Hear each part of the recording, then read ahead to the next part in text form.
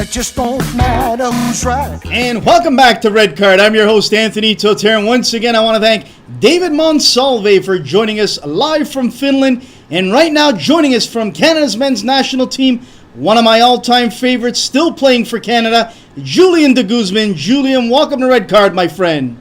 Yeah, thanks for having me. Pleasure to have you on. Julian, before we start, I got to make sure, David said, make sure you say hello to Julian for me. Oh, yeah. Dave's a great guy. Send my regards. Nice kid. Julian, I had Will Johnson on our show about a week or so ago, and I'm going to start the show the same way I did with Will. I want to thank you as a guy that has left blood, sweat, and tears out there for Canada, always answering the call, never saying no, and doing whatever you needed to do to try and get Canada over the hump. Having said that, a lot of times too many people take shots at you when you were at TFC. I thought it was unwarranted. But again, Julian, thank you so much for representing the country of Canada. Why do you answer the call every time? Well, it's a dream. I mean, it's an honor since I, made my debut, and this is something that you cherish as a professional. So, whenever you get that call up, there's only one answer, and I'm very happy with the decision I've made, and I hope I keep getting these calls. Yeah, and Julian, every time I've seen you play for Canada, you're a leader out there. You're a veteran, and right now you see on this national team, Julian, that it's really have a new influx of young players on this Gold Cup 2013. How valuable and important is your veteran leadership? Is your display on the field going to be to help out the Kyle Beckers, the Jonathan Osorios? Yeah, it's definitely going to play a huge role. I totally understand and know what it comes with when you're in that position, and I think it's a great opportunity for myself and even the young guys to hopefully learn something from it and hopefully to grow into good professionals. Julian, let's talk about that first game, Martinique, and then you've got the heavy hitters, Mexico and Panama. I think too many people are overlooking the Martinique game, but I think that would be dangerous. Am I right? Oh, most definitely. I believe that this is probably the most important game of the tournament for us. And, Martinique is a team that you never take easy. They're going to be very athletic, fast guys. And, our job is just to be disciplined and we should stick with the game plan. And, I hope at some point we'll get our chances. And if we could finish, then I don't see why we should be able to walk away with the game for 3 points. Julian, it's got to be great to be next to another veteran, a guy that really still has a lot left in the tank, Will Johnson. He has really had an outstanding start this year with Portland, and really the guy has been playing outstanding as of late as well. Yeah, he's done really, really well. He remains to be one of the more important players of the core for the national team, and what he's been doing for Portland, it's phenomenal. This is what we need for a lot of Canadians to be doing at their clubs. And when you have guys like that coming into the national team, definitely brings a lot of confidence and good feeling for the team. Julian, I want to talk to you a little bit about grassroots issues in our country and in the province of Ontario.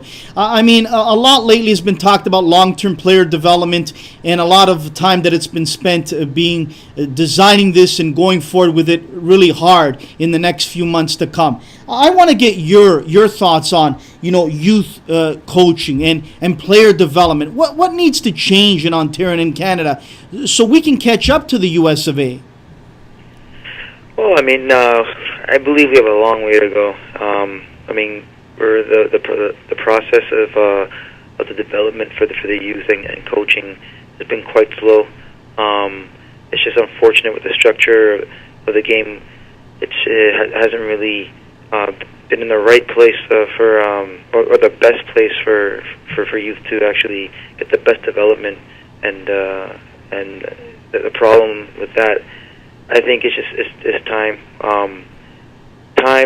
and people involved, and it also has a lot to do with the changes that's going to happen at the men's level as well, and also when you look at the Canadian teams in the MLS,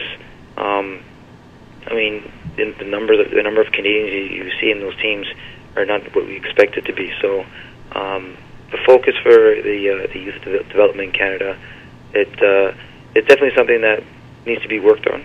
And I agree with you, Julian. I'm a parent of two boys, and my two boys have played in the system and still are playing, and they enjoy it. But what I get sick and tired of, Julian, is simply the kick-and-run English style of game that is still infesting our youth system. I mean, I hope to see tomorrow the big announcement of possibly a Spanish coach taking over Canada's men's national team, where maybe his effect will trickle down to the youth levels, and we'll start to play the game like they play in Italy, in Spain, and in Holland. Control, relax. Give me your thoughts on that.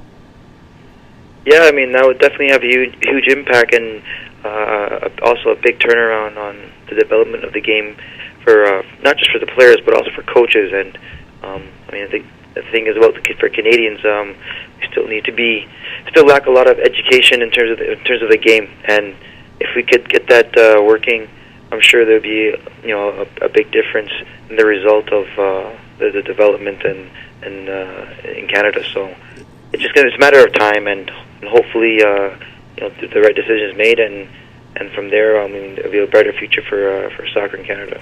Julian, I don't know what you think, but I know from coming from Europe and Italy, you don't get kids playing competitive games at the ages of 5, 6, 7, and 8. They're training, they're developing, they're learning the game. In Canada, in Ontario, you've got kids playing games, 4, 5, 6-year-olds, and coaches that want to win these $2 medals and these trophies for what? I don't understand.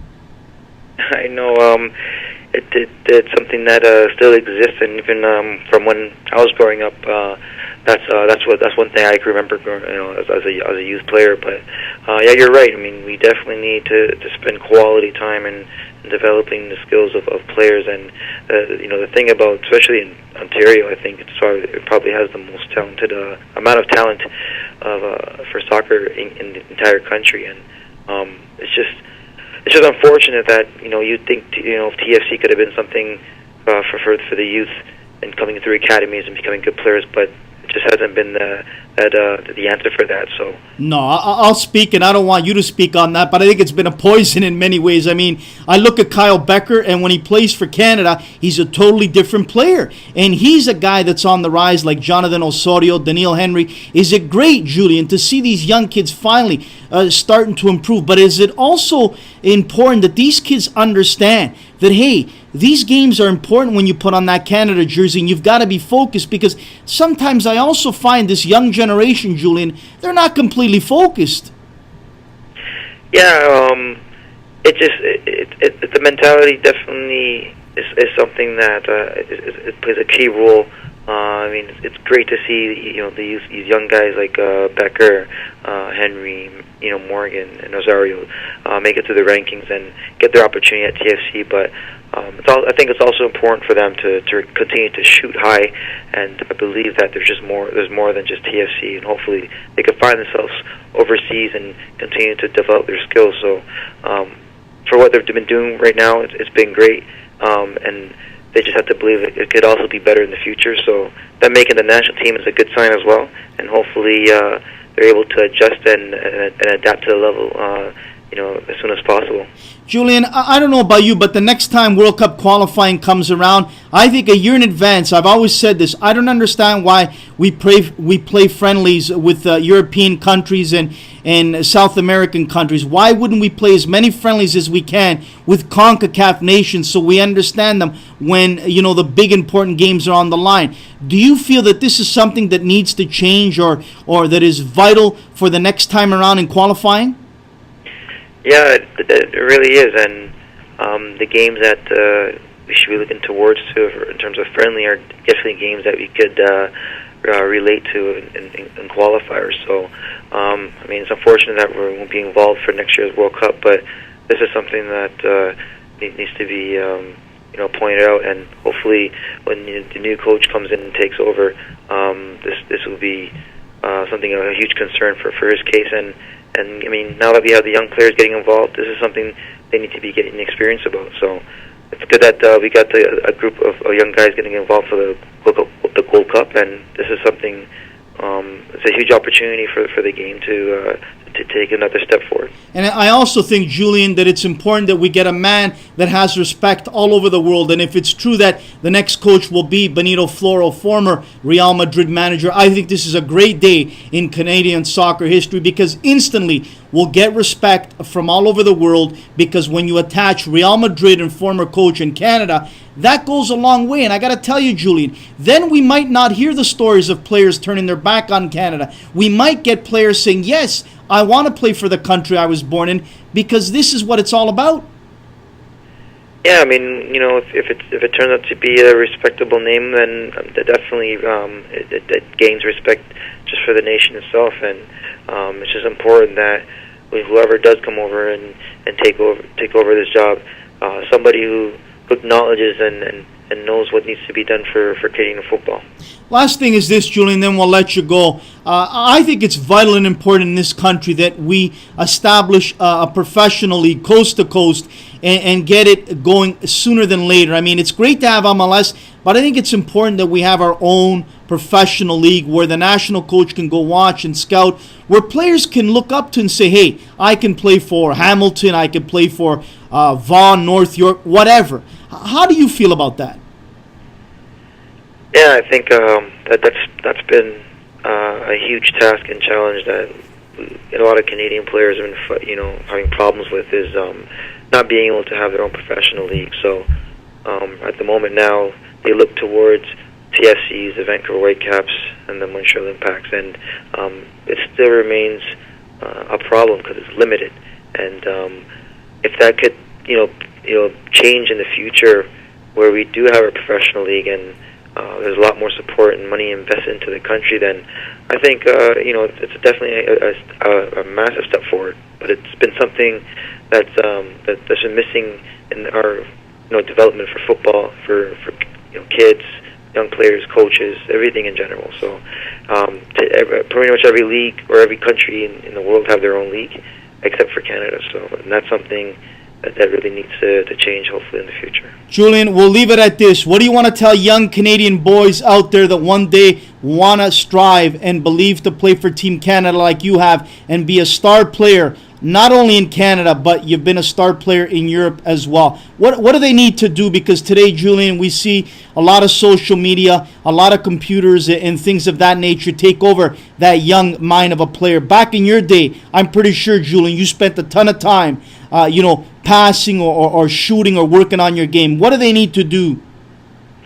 I mean, I could tell them the same thing I would tell my brother growing up, and it's not to be just at the same level as your good friend to your left or whatever you see on TV. I mean, your job is to, if you really want the game, you have to be a lot different than what you expect. Shoot higher and spend more time on the game, not just with the team that you play with, but also just for yourself. So we'll continue to believe, and dreams do come true. Julian De Guzman, you're a class act. You're a proud Canadian. And again, I thank you for representing the country I love and doing it every time and leaving it all out there. We wish you nothing but success in 2013 Gold Cup. More importantly, we wish you nothing but success in your personal career in Europe. We want to see and read about you in success in Europe sooner than later. And again, Julian, thanks for all you've done here in the country of Canada, my friend. Yeah, thank you so much, and it's been great to be on your show. I appreciate it. Thank you. You're a class act and a guy that takes so much ribbing when he was here in Toronto with TFC, and it wasn't right, and a guy that I have a ton of time for, Julian De Guzman, Canada's men's national team, getting ready for the Gold Cup. Every time my son plays his position, the same position, I make sure my son watches this guy's footwork. This guy's footwork is unbelievable. I'll never forget against, I think it was Honduras or Cuba. He bounced off one guy. I thought he was going to fall. He stood up straight and he had the ball still and he continued going on. I mean, I love watching Julian De Guzman. Unbelievable player and a guy that when he does hang him up, I hope the CSA gives this guy a call and gets him in our system somehow, some way. We'll take a quick commercial break. Then coming back, we'll tee up the action coming up on the weekend and also the scores from last night in MLS. Stay tuned right here on Red Card.